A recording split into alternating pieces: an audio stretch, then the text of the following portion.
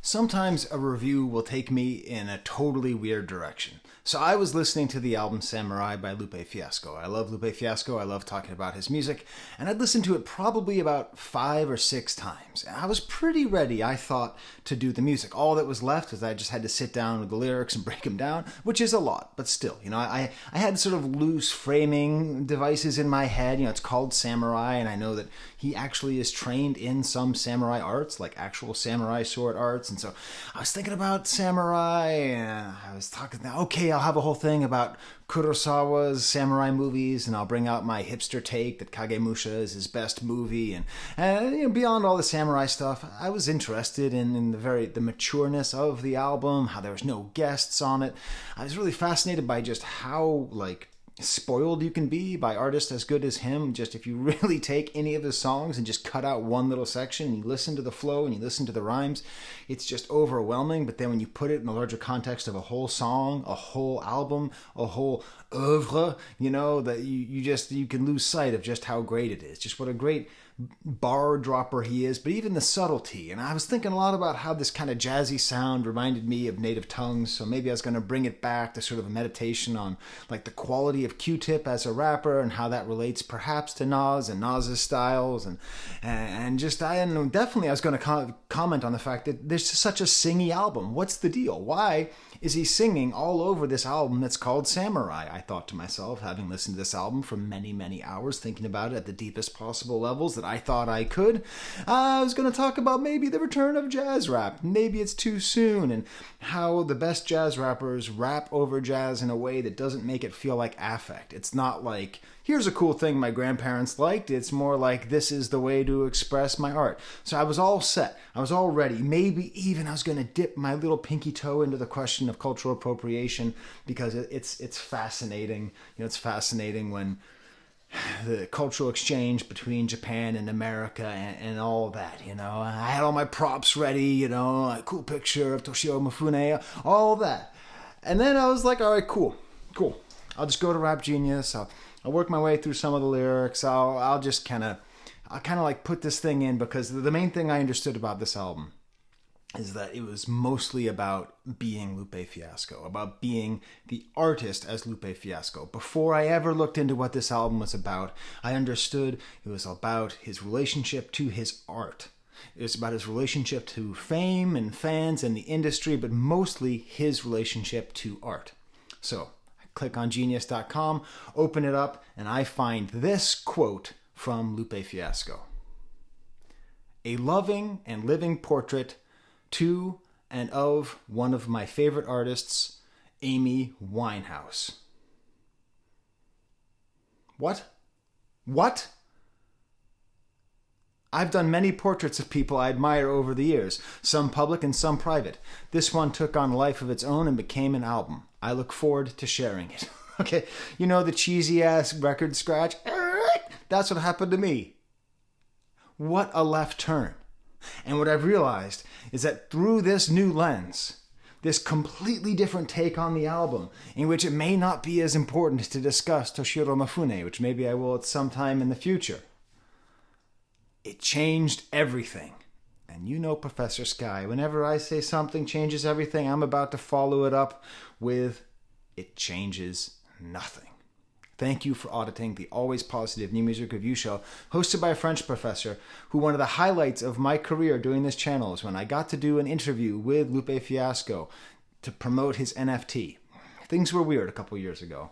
And I was introduced. Lupe Fiasco corrected the person who was coordinating the interview, saying, no, he is not French. He is a professor of French.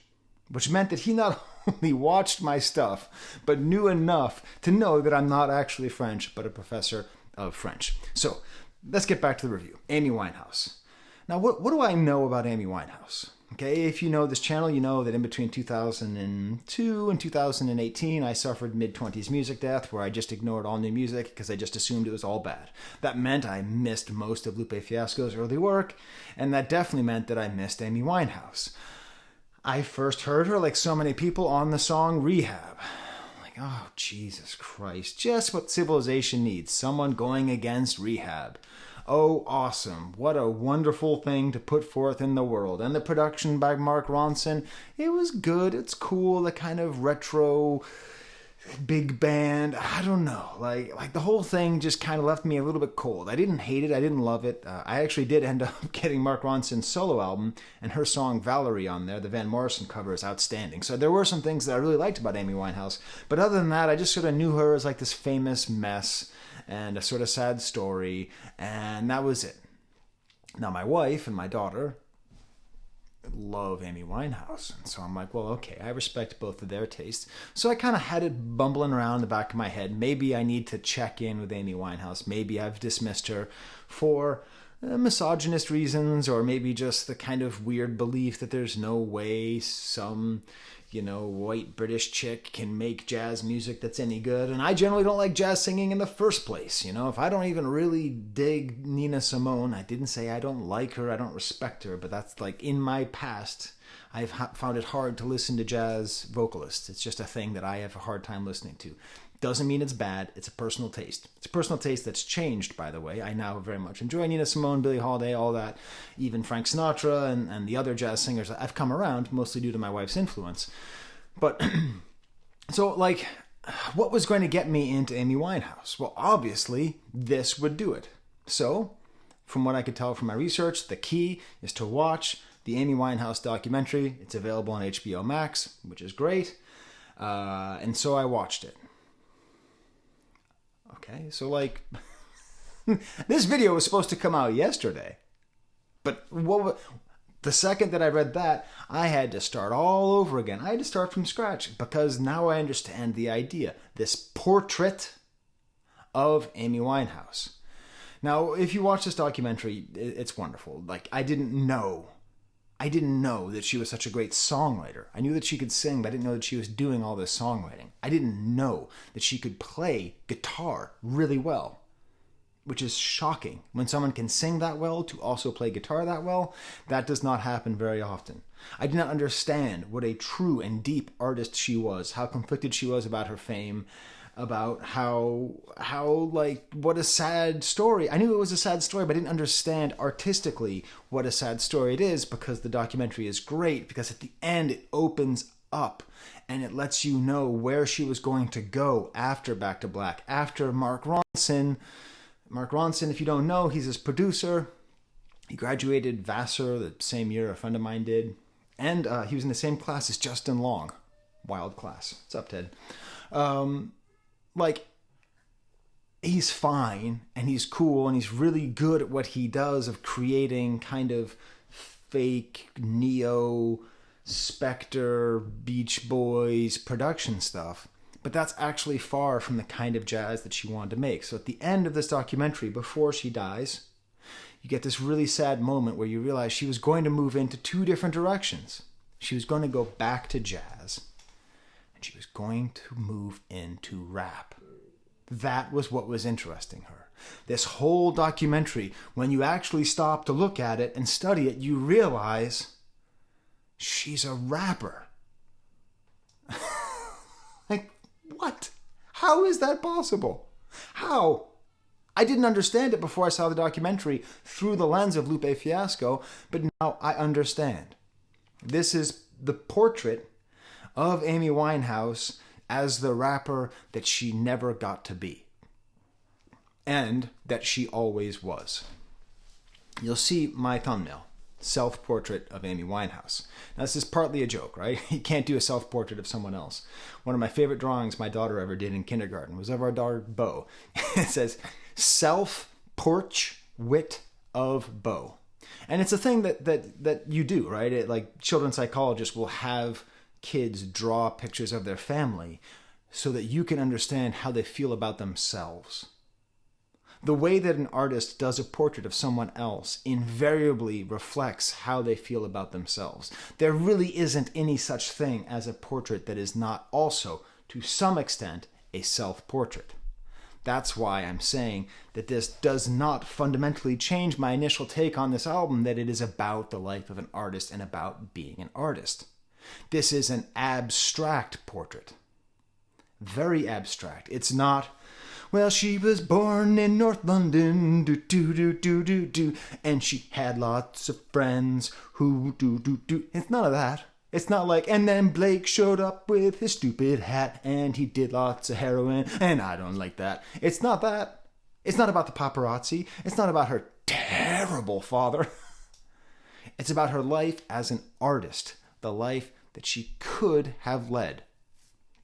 Abstract portraits are fascinating. You know, I mean, this right back here, I took Lupe Fiasco's Drill Music in Zion and I turned it upside down to make an A.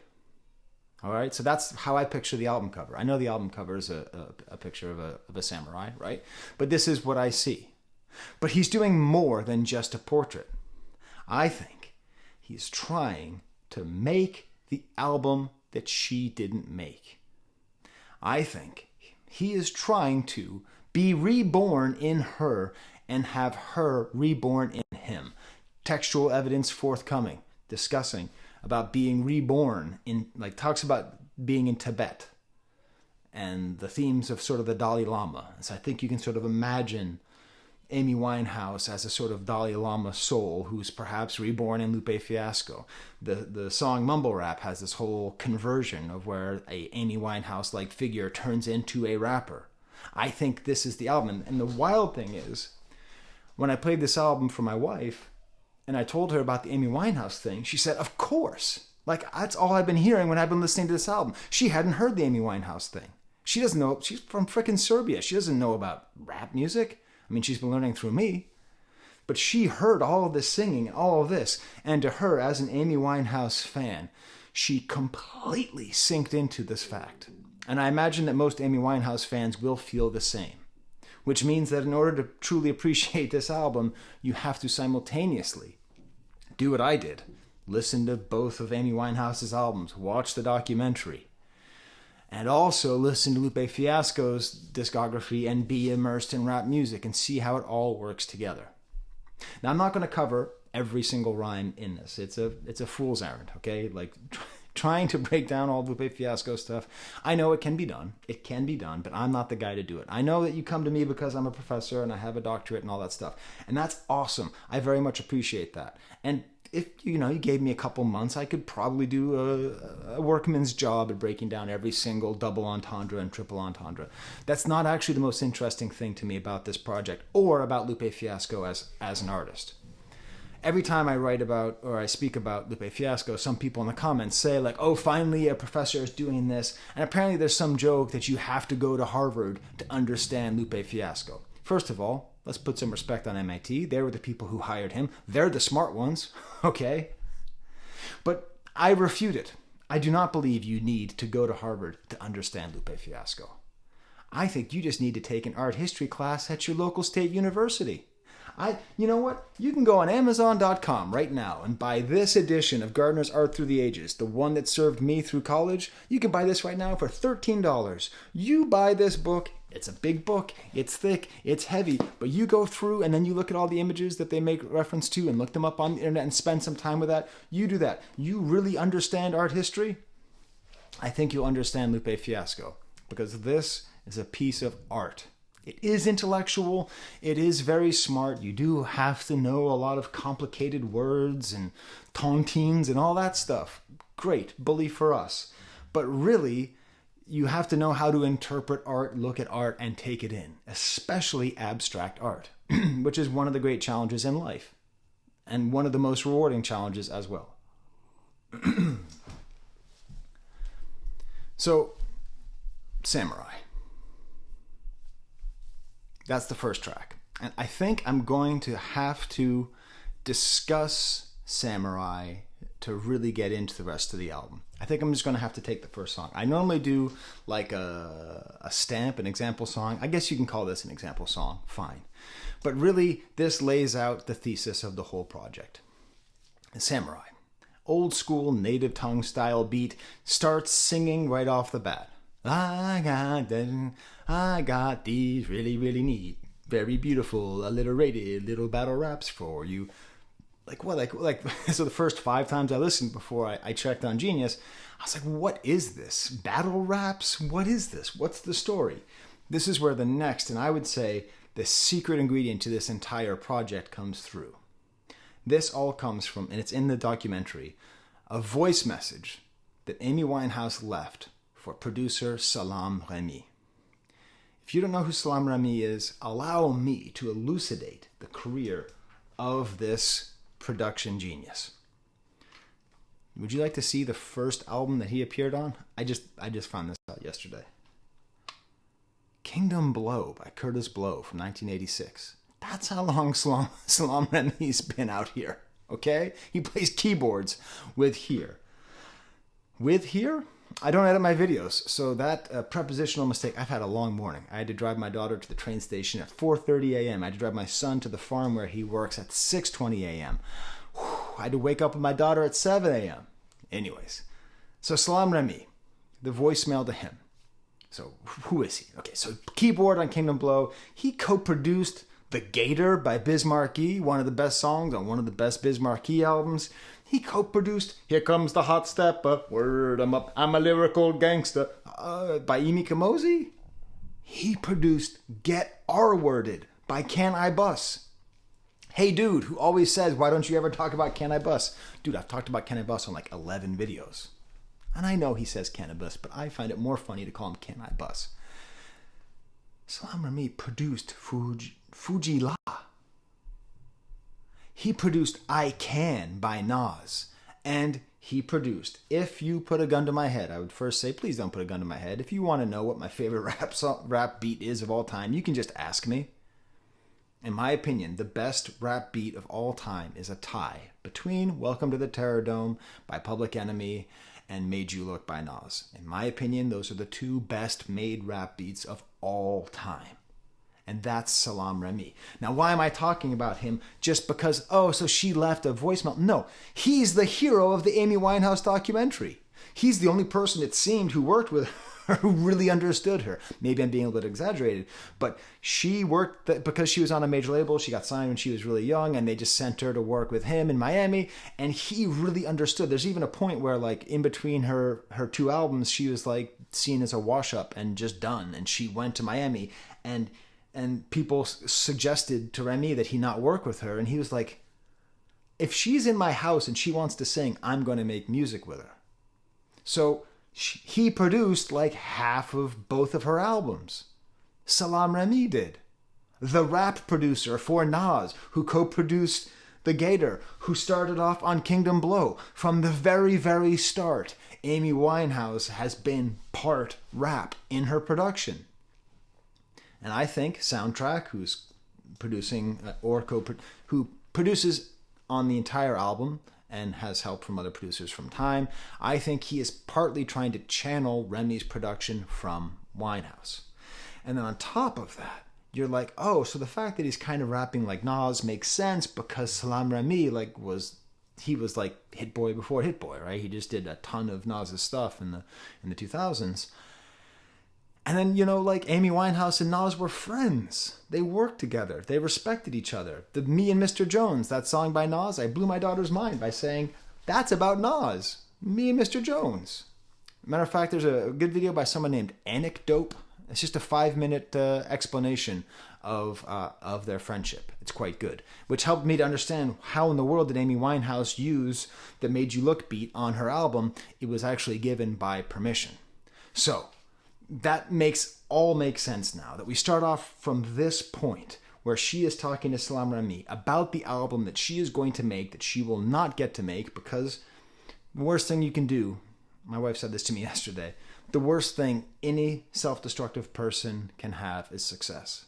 Any amount of success is poison to any self-destructive person, because they will try to find a way to just make it not be. So before she extinguished herself, she was going to make this whole project with Salaam Remi and Black Thought and probably Nas. And like, this is where you understand that like they were all, and Mos, yes, at the time he was Mos Def, now Yassine Bey. Like, they all were cool with her because they could see. It wasn't about the fact that she was some Jewish girl from North London and all that. It didn't, artists recognize artists. That's the thing. It actually transcends race and culture and class. It really does. It really, really can happen. I know it seems weird because I talk so much on this channel about race and class because it's so important and because you can't ignore it. But artists, when they work together, those differences really can be transcended through a shared understanding of what you are doing as an artist. So this album is the lost Amy Winehouse album. Big eyes looking like skies and binoculars, 2 nights live, singing by the opera house, not in it, just by it. These are some of these great rhymes that Lupe's delivering, all sort of about like class divide, and crashed at a friend's flat for a week, felt his home as a raft on a beach, lit a British word for cigarette, took a drag, took a tea, read a book, took a bath, went to sleep. Sort of like the simple act of her life. It's this whole introduction to her as the samurai. This is his album as her, as the samurai. Because in that voicemail, and you'll see it in the documentary, in that voicemail, she says, if anyone tries to get me, I'm paraphrasing, like, I've got all these rhymes. She says that. She says, I have all these salam rami, I have all these battle raps in my head, and I just gotta let them out. I keep thinking of something else, and I just keep rhyming, and I'm like, it's like Wu-Tang battle raps, and if anyone tries to come at me, I'm gonna kill them, because I'm a samurai. Like, she understood that feeling that rappers get, the feeling of all artists and creative people get, the feeling of invincibility, the true high of excellence and creation, which I sometimes get even doing this channel, where you feel like you are a samurai, like you know all the katas, permission, and you can just slice your way through an entire room filled with ops, okay? That feeling that she had on that voicemail, that's the feeling, I assume, when Lupe grabs the mic. That's the feeling of creativity and exhilaration and mastery. That's the samurai. And so I'm fascinated by this whole question because I went on this whole wild goose chase, this red herring of a samurai aspect to this album. I'm trying to tie it together to Japanese samurai films. And so I looked up the etymology. The word samurai comes from saburao, which means to serve. That's what a samurai is. So if that's what a samurai is, and don't come at me with, is this on purpose? In the words of your old Droog, of course it's on purpose. To serve. Who are they serving? Who is Amy Winehouse serving? Who is Lupe Fiasco serving? They're serving art. They're serving their muse. They are serving culture. The culture and culture. They are serving their audience. They are, in a way, serving other artists. They are not, despite the fact they feel like they are masters of their art and they have all this power in their hands and in their grasps and all of this, like a samurai can do anything, has all this power and strength, but he has it to serve someone else. Now, that's a whole weird Japanese feudal system, and I'm not going to get into the Tokugawa shogunate, all right? Not going to do it. But it's a fascinating play on words, that it means to serve. And that's why you can have a Black American making art inspired by a Jewish English woman who made art inspired by Black Americans, imagining how she would have made art inspired by different Black Americans using the thematics of Japanese culture. And have none of it, not any of it, have a whiff of cultural appropriation. Because it's not. Because it's not cultural appropriation. It is serving the art. And I'll get more into it, okay? When I get to the song number 1, Headband, I'm going to come back to this theme, okay? I promise. That's either a promise or a threat, depending on how much you like me discussing this right now. Smash the like button, subscribe. If you like what you're seeing, type in the comments AVAA. That stands for awesome video as always, and I will always heart those comments. Next track is called Mumble Rap. I had no idea what this was going to be about. Very sort of Tribe Called Questy beat is what I thought in the beginning, but now I just see it through the lens of Slam Rami's production for Amy Winehouse. More sung chorus, but it's an intentionally mumbled chorus. And there's this whole story about Amy Winehouse, or an Amy Winehouse-like character. No, it's Amy Winehouse. Screw it. This is an imagined story. This is it's a story. The whole thing's a story. It's a clear story. It's a clear portrait. All right? It's a clear abstract portrait. It's a paradox, but it's true. She speaks to this man. And it's sort of like one of those cheesy movies, like where someone like a body switching movie, that kind of idea. Like she goes in the park and she sees this guy and she goes up to him and he seems like he's probably a homeless, unhoused guy. Sorry, we need to show a lot more respect to the unhoused than we are currently doing right now. The Supreme Court is dehumanizing and doing really terrible things. It's a really, really, really, really terrible thing that's happening right now in our country, in our name. So please forgive me for my previous statement. It's not that it's bad saying the word, it's that it's bad dehumanizing the unhoused. So she approaches an unhoused person, and this person presents in kind of an odd way and says to her, everything you do would now be in another art. So this is the transformation of Amy Winehouse into a rapper, into the battle rapper that was mentioned in the first song. This was maybe what happened right before she called Salam Remy. Then vanished like Superman abandoning the planet, but this was similar to finding land in the Atlantic. I don't need to, and I just like reading his words. It's really fun. Like I get to pretend like I could do that. But she didn't know what she was going to do or where she was going to go. And then this is what ends up driving her. Like this is what changes her life. She gets possessed, and he describes everything what a possession is, how possession works. Like she is literally possessed by the spirit of this person. Now he says it could be an alien, but what exactly has she learned from the Ling that's from Earth or maybe not? So it could be an Earthling or not. So we now have a science fiction story. It's like a freaking anime story, right? I don't know. It's some kind of magical story about some, short, thin, bouffanted jazz pop singer who walks through a park and then meets an alien and then changes her trajectory and becomes a samurai of battle raps. And now every time she went to chat, her mouth begat a rhyme. So she's become this rapper. Now everything's a verse and everything's a line, a lyrical nonstop onslaught of rhymes, the hardcore roughneck, the bomb drop divine, sound that is found when the tom-toms combine with the bass and the snare and the kick that fill you with the feeling that make you want to spit, rap a couple bars, move your arms like this, your hand is a gun, your arm is a clip, let it rip. Beautiful lyrics, beautifully said, and in my opinion, what I hear, what I feel when I see this is actually... I don't see Lupe Fiasco rapping this. I see Amy Winehouse rapping this. I don't know what to say. I don't know what to tell you, but that's what's happening while listening to this little abstract portrait, this abstract self-portrait. Now, in the event that Lupe Fiasco does watch my videos, dude, not cool. Do not put alarm sounds at the end of your songs. Okay, he puts an iPhone alarm song.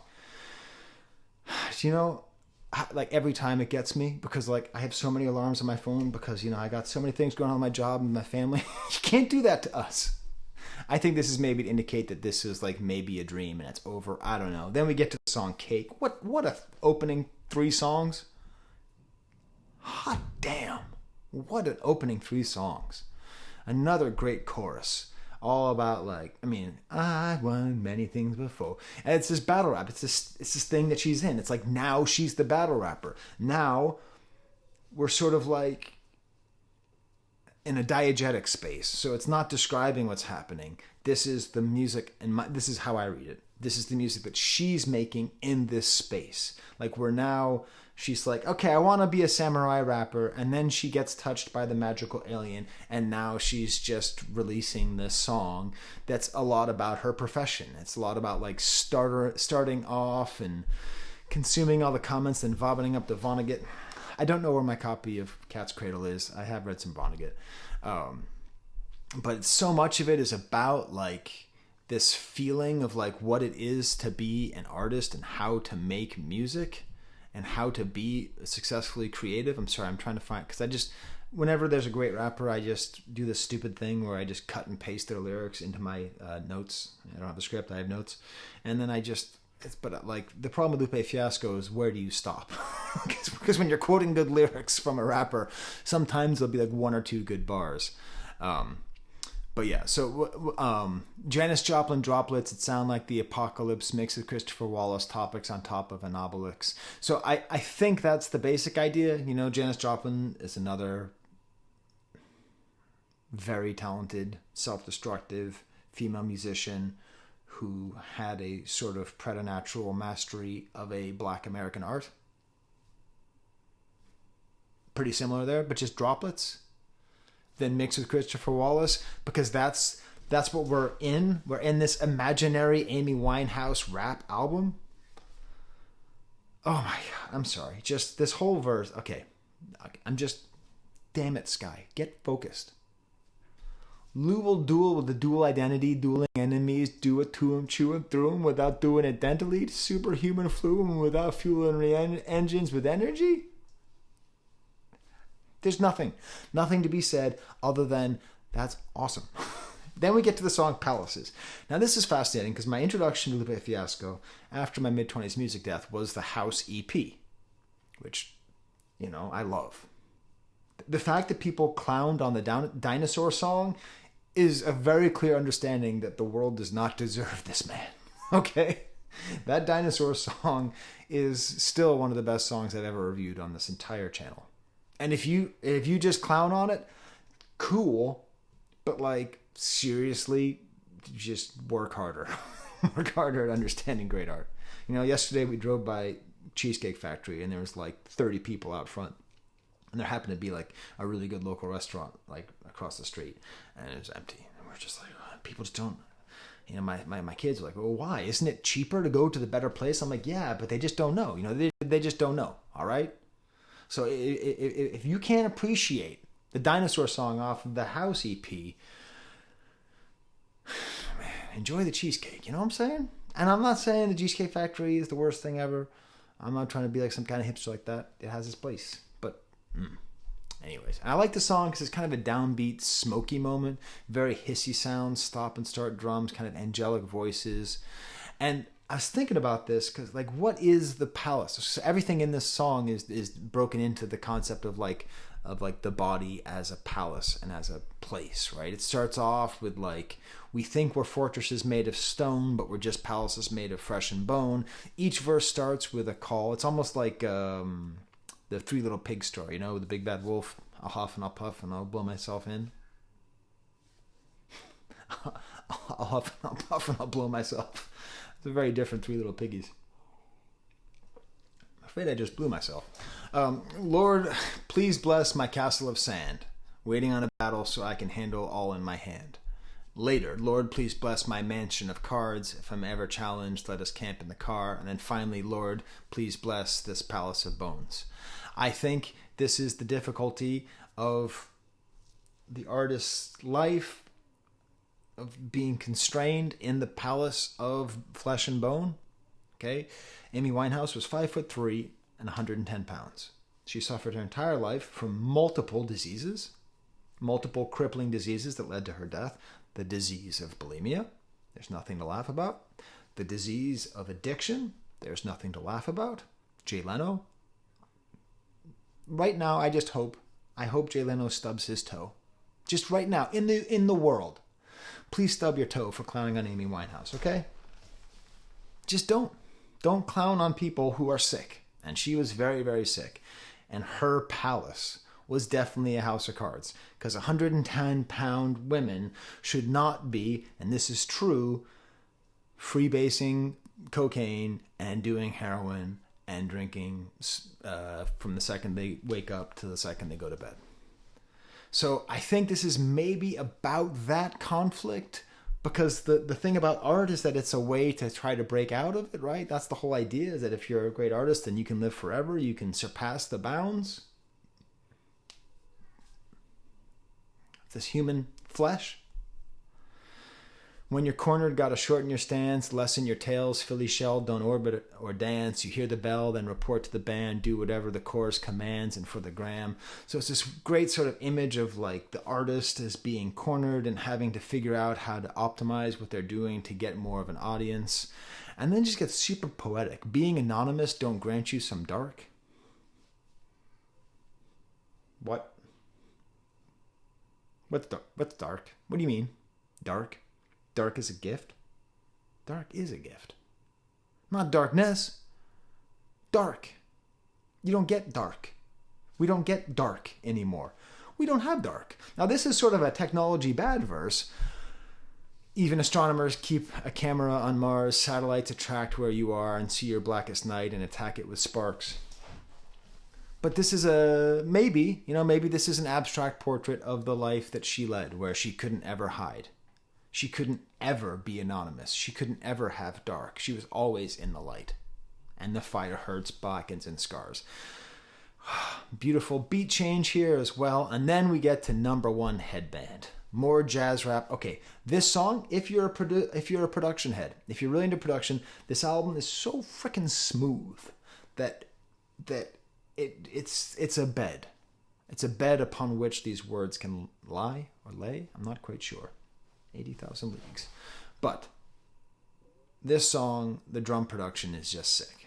It's just all these little added drums on here. And it starts off, this album is a little bit... She does all this kind of scatting thing, which pissed the hell out of me when I first listened to it. All I want is a little bow bow. But now I understand that he's trying to get into this whole kind of jazzy area here. Turning letters to rhetoric. Beautiful, right? That's just his style. Just super badass energy here. He has this one rhyme where he talks about... Wait, I have it written down here, right? Yeah. Headphones on the train, head banging to the snare. I put you in your range, let it wane like Vera. Vera Wang is the name of a designer. He's saying let it wane, like Vera Wang is nobody. There's nobody on planet Earth named Vera Wang, unless your name is Vera Wang, in which case I apologize for your erasure. But there's no one famous named Vera Wang. What he does when he does this, it's sort of like when Schoolboy Q did what I called Schrodinger's rhyme, where a word meant two different things at the same time, took big risks. He's talking about the presidential rollies and saying it took big risks, but then wrists also was risks at the same time. The word wrist was the word risk at the same time. The same word was two words at once. This is what rappers can do. This is what poets can do, but poets can't really do it as well as rappers because rappers can work in so many different registers of speech. They can work in regional speech, slang speech, academic speech, American speech. Like they have this freedom with the language that even like the best poets didn't really have because they're often constrained by the written word. So let it wane like Vera. The word wane in that sentence is two words at once. It is Wang and it is Vera. And the craziest thing is that word Wang that it also is creates an internal rhyme with the word headbanging in the previous line, Lupe Fiasco. Do I ever get to release this video? Do I ever get to be done? No, I'm not done. I'm releasing this thing and I'm not done. There's no way I can be done. Headbang. Let it wang like Vera. Now, I promised you more discussion of cultural appropriation.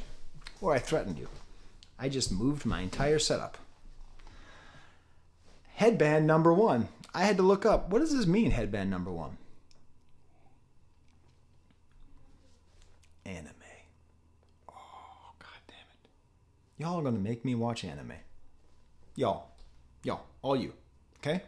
All you rappers, all you internet people who like my stuff and who watch, okay? Like, I did a Patreon video about like animated music video of anime, and it was awesome.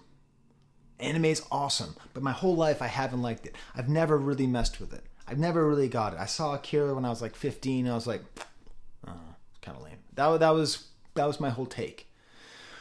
But frickin' rap artists are forcing me to care about two things I don't want to care about: professional wrestling and anime. Professional wrestling, listen, I go way back, all right? I used to be a Junkyard Dog fan back in the 80s. So there's a chance I speak a little bit of wrestling. I don't really speak anime.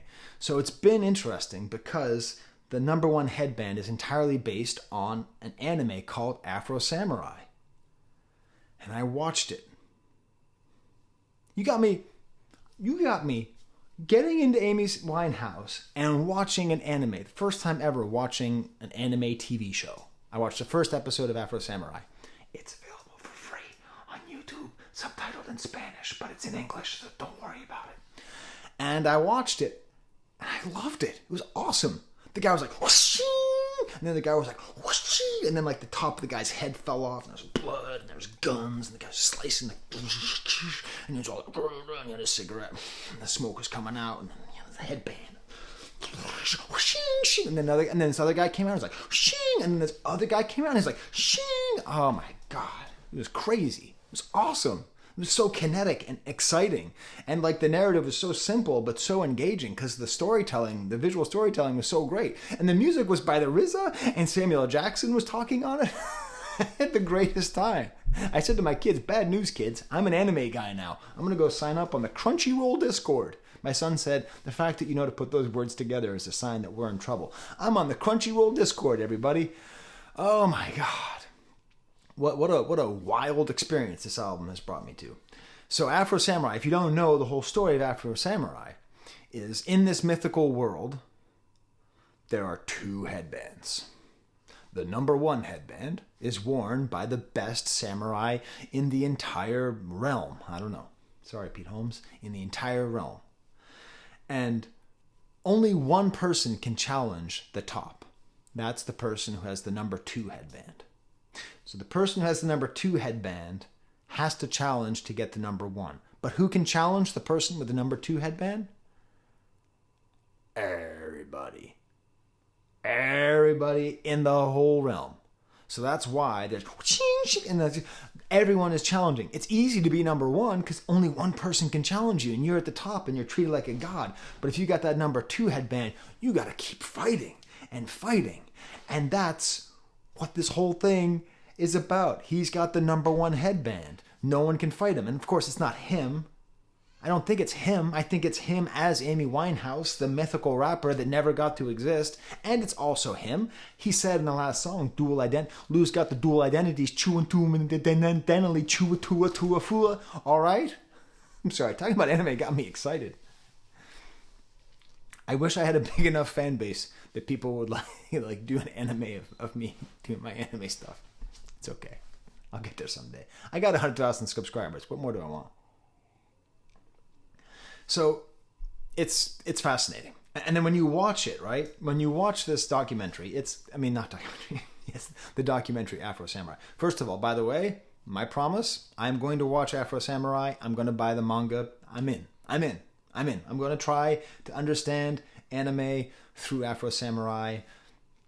So you tell me, right? You tell me, Skye, that's bad. I don't care. If your anime doesn't have the RZA and Samuel L. Jackson to get me into it, then I'm sorry. I'm not going to be Narutoing or Dragon Ball Zing, okay? But let's go back to this question of cultural appropriation, because I think it really, really, really, really matters in the context of this album, the context of everything we're talking about here. It's a Western. Everyone in Afro Samurai is wearing spurs on their heels. Everyone is like wearing overcoats and stuff. So it's a Japanese cultural appropriation of American Westerns. But you, dumbass, don't fall for my little trick. We're not done here. The American Western is the modern American Western, not the old stuff, not the John Wayne. John Wayne Westerns there's some great John Wayne Westerns, but that's not the world we live in. We live in the world of the Clint Eastwood Westerns, which are actually Italian, technically. Spaghetti Westerns, Sergio Leone, etc. Corbucci, whatever, right? But the Italian Western, starring Clint Eastwood, was entirely inspired by the samurai movies of Akira Kurosawa. Yojimbo, Seven Samurai, etc. So, What is Afro Samurai? It is a Japanese art imitating an American art that was imitating a Japanese art. All of that that's going on there is what's happening in the album, where we have a black American artist imitating a white Jewish artist imitating a black American art. Do you see how it all wraps into it? And what's fascinating, and of course, all of it is tied in. Afro Samurai is fascinating because it's all about like a black guy, which is, not a lot of black guys in feudal Japan. There must have been some, but I don't think more than 10. Please tell me, historians, if you know. But I don't, whatever, I haven't watched the show enough. I don't know what year it takes place. 20XD6. But the idea of it being appropriation is fascinating because it's obviously not. It's cultural exchange. Later on, in a different song, he talks about Was Oyama, who's I had to look him up, the founder of Kyokushin Karate, which is like the first real codified full contact karate. So like this great, like, his father was a black martial arts master. He himself is a black martial arts expert. I don't know if he's a master. I know he has a black belt and a bunch of things, but like, I don't know. Well, you know what? He's wearing the #1 headband, so let's call him a master, okay? And just a super duper side note, Was Oyama was born in Korea. Dude, if you study Asian history, the idea that a Korean became naturalized as a Japanese guy and is seen as a great Japanese martial artist when he's born in Korea, that itself is a whole nother ball of beeswax. That's an amazing story, but that's not what I'm talking about here. So if he talks about his dad as already we have Lupe Fiasco as this person who participates in this it's not black American culture. Karate comes from Japan. It's probably fundamentally martial arts mostly come from China. I don't really know the history of martial arts, but it does. Mostly the martial arts come from not America. But does he not have the right to be a martial artist? Of course he does. Why? This is the fundamental thing that I've understood through this album. If you are to participate in cultures that are not of your culture, the only thing you have to do is ask this question. Do you serve the culture, or does the culture serve you? That goes back to the Drake and Kendrick thing. I'm going to get 1,000 views now because I said Kendrick's name. Thank you, Kendrick. Do you serve the culture, or does the culture serve you? The culture of hip-hop serves Drake. Does Drake serve hip-hop? That's the question of that debate. Does Lupe Fiasco serve karate? Of course. Did his father? Of course. Not only because they spread it through the dojos and all that stuff, but because they understand the meaning. They get to the depth of the art. They are martial artists. It doesn't matter if they weren't born in Kyoto or Nara. Get attacked by... If you ever go to Nara, don't you dare feed those deer. They will attack you. It's nasty. See, my baby agrees downstairs. It doesn't matter if you serve the culture, which ties everything together with Amy Winehouse. Did she serve a black American culture? Did she? I think she did. Would she have if she had made that rap album she was planning on doing? Yes. She wasn't trying to have it serve her. She was trying to serve it. And what do you call someone who has mastered their craft in service of something else other than themselves?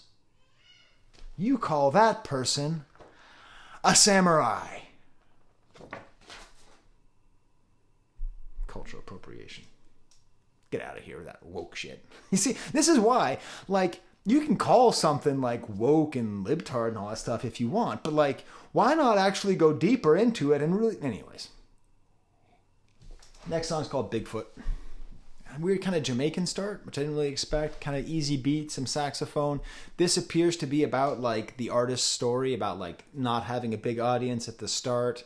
and about sort of like, lips lift up the bottle, lips lift water in the bottle up onto them, front row, the only row, the show sold nothing. The second thoughts spell intimacy as a plus energy conducts. If I truly put my all in, the responsibility feels just like a call-in. The rest of the crowd must be stallin' before they fall in, or maybe this is all them and there's no more autumn. Okay, so it's about a performer not succeeding. But this is the thing. The responsibility feels like a call-in. Again, you don't need to go to Harvard. You need to study about artists. Okay? You need to understand. Let's just take some random person who I flipped to. What was it that made Michelangelo paint the Sistine Chapel? What was it that made him have that calling? How did he have to do it? Did he have to do it? It's a responsibility. It's a calling. It is a vocation. And I think that's what that voicemail was about. She felt the calling. She had to release battle raps, and she couldn't do it. But fortunately, her samurai Lupe will do it for her. Am I just church steps to an orphan and I take whatever they're tossin'? Or be more like Andrew Dawson when they obfuscate the losses, gloss over the cautions, overlook the awful, emphasize the gains, and underplay the pain?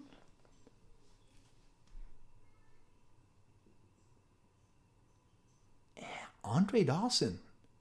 Dude. The Hawk. Okay. I'm a baseball fan. Actually, I have his rookie somewhere downstairs. I couldn't find it, but this is a much nicer looking card than that weird little 4 thing. Andre Dawson. So you see Andre Dawson here. He was a member of the Montreal Expos. But when he was let into the Baseball Hall of Fame in Cooperstown, they forced him to go in with this hat because he played most of his career in Montreal. But Montreal treated him poorly. Montreal intentionally colluded with other teams to make sure that his contract wouldn't go up. So he played for the Chicago Cubs. He wanted to go in as a Cub because he hates these people who exploited him, because he, like all great athletes, was an artist, a physical artist of baseball. Great hitter, amazing fielder. Okay? No one could play Wrigley like he could play Wrigley. All right? The damn AstroTurf is the reason he got injured. Poor Andre Dawson. He, by the way, owns a mortuary now. Gotta stay diversified. So I think that's what this is about.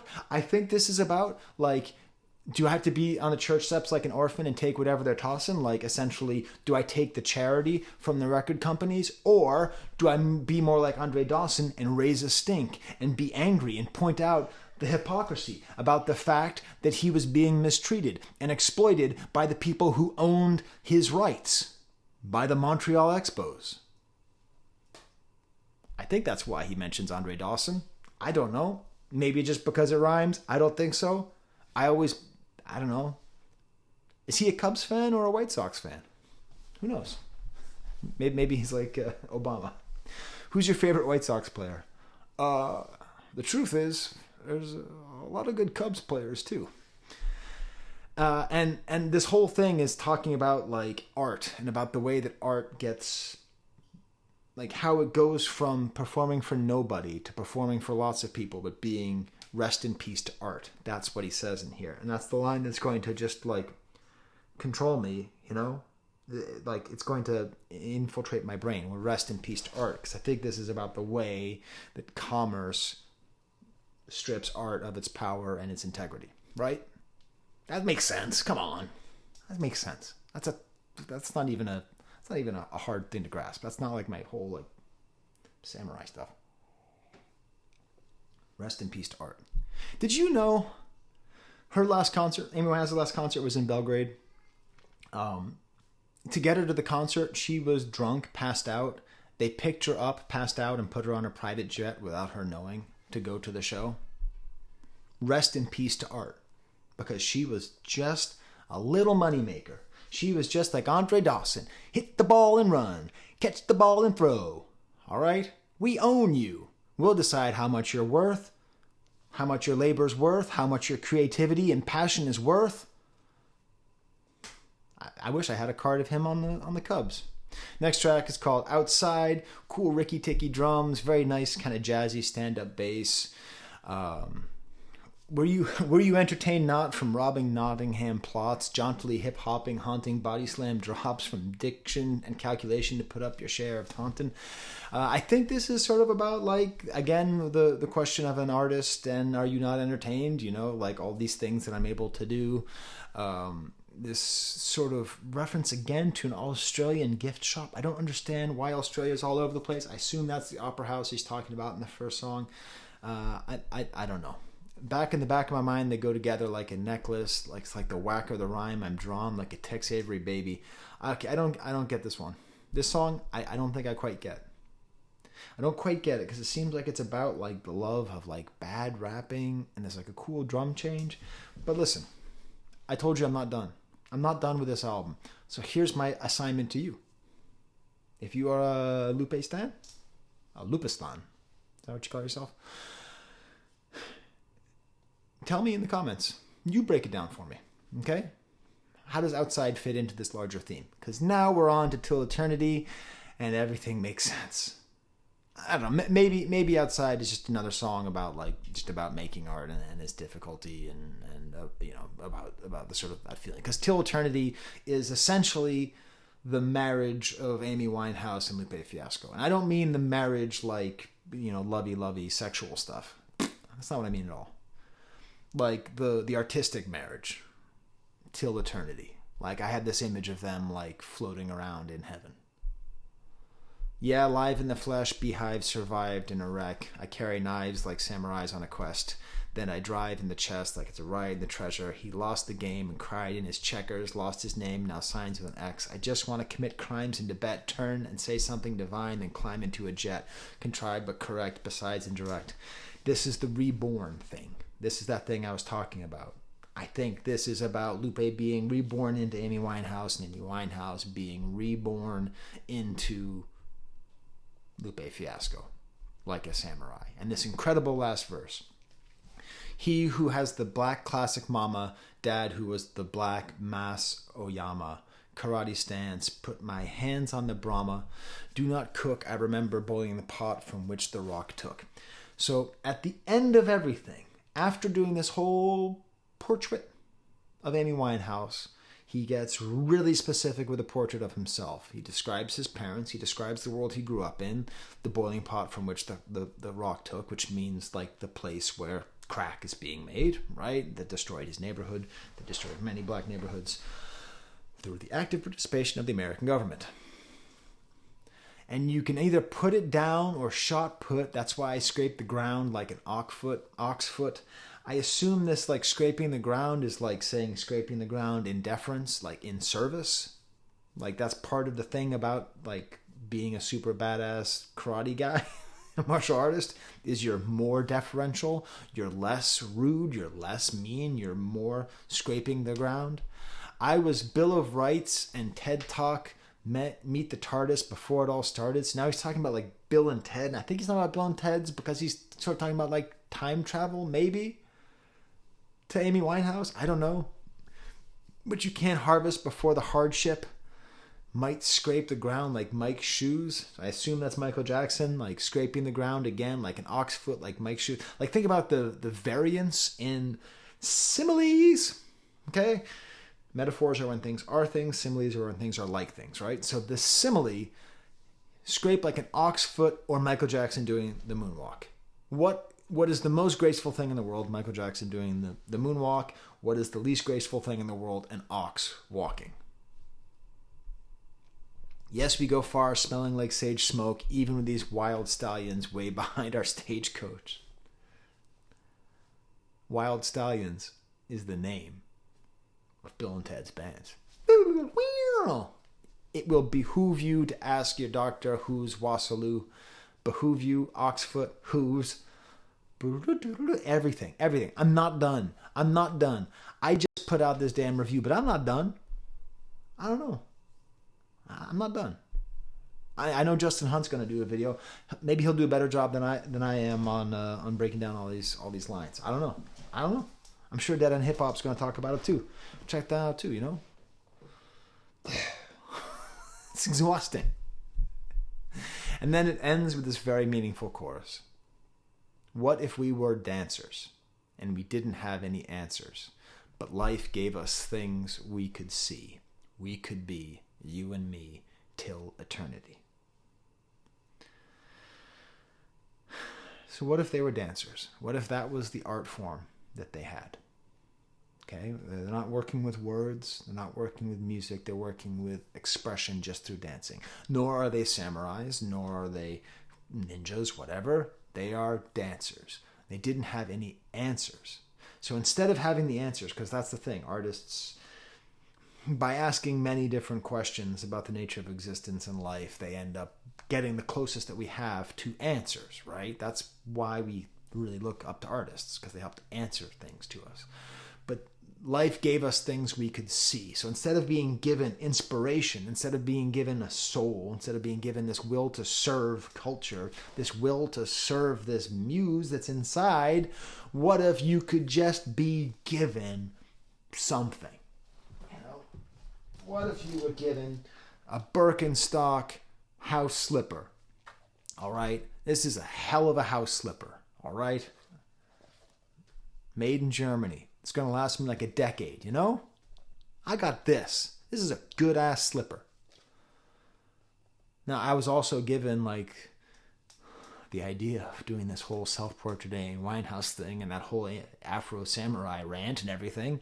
And I had those ideas and it was burning me. I was burning this morning while I was dropping my daughter off at the train station at 4:30 in the morning. I can't wait to do this. But life can just be as simple as things you can see. We could be you and me till eternity. A sort of imaginary life of being given something that you can just be. You don't have to be an artist. You don't have to serve the muse that might ultimately lead to your death. You can just be till eternity. And of course, the great thing is that through this album, in my mind, maybe you don't agree, I don't care. In my mind, Lupe Fiasco and Amy Winehouse are together until eternity through this art. Through her art, through his art, and through this portrait. These are my Patreons. They give me money so that I can buy music. I think I'm going to buy this album. His record label gave me the drill music in Zion because I helped out with the NFT thing. They also would have given me an NFT, but I didn't feel comfortable even starting a digital wallet. Like that just seemed a little. So I never did it. I don't know. Maybe I really lost out. I don't know. I don't understand that stuff. I mean, I've watched Line Goes Up like 3 times, but that's about it. So I said that the greatest hero of the documentary was Salam Rami, and that's true. But the other one is Tony Bennett. And he says this one line that is just going to haunt me forever. Life teaches you how to live it if you live long enough. And I think that's the resolution to the whole thing. That like, if she had managed to live long enough, then she would have learned how to live. And she might have reached a peace that it sounds to me like Lupe Fiasco has this peace. His art does not feel to me like art of somebody who is about to self-immolate. He seems like a disciplined, kind, thoughtful, driven artist who just knows they have to make art and makes art. And I think that's where Amy Winehouse could have been if she had made it through. So, I don't know.